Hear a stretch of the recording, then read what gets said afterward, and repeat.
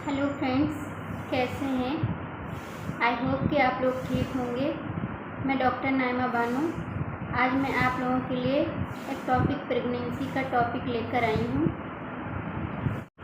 तो चलिए बात करते हैं कि एक टॉपिक प्रेगनेंसी क्या होती है।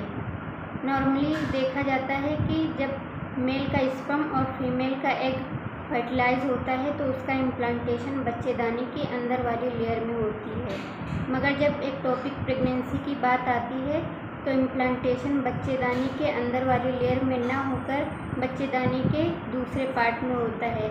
जैसे ओवरी में इम्प्लांटेशन हो गया है, या फिर ट्यूब में इम्प्लांटेशन हो गया, या सर्विक्स में इम्प्लांटेशन हो गया है, या एब्डोमेन में इम्प्लांटेशन हो गया है। एक्टोपिक प्रेगनेंसी लाइफ थ्रेटनिंग होती है। ये जहाँ इम्प्लांटेशन होता है वहीं पर बच्चा ग्रो करने लगता है।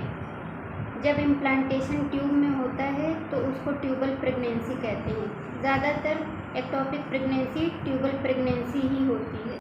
जैसे नॉर्मली इम्प्लांटेशन बच्चेदानी की अंदर वाली लेयर में होती है और बच्चा वहीं पर ग्रो करने लगता है, तो इस केस में कोई प्रॉब्लम नहीं होती।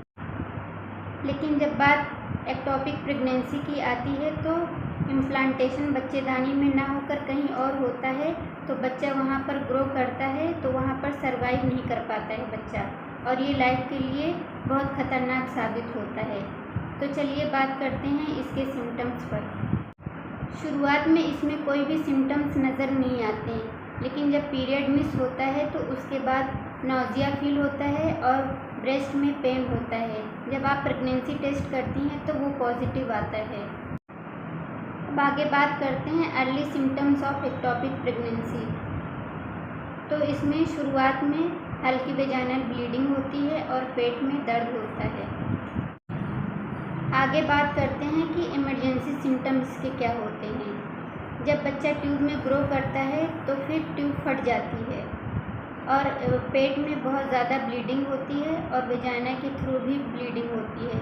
इसमें पेशेंट शॉक में चली जाती है।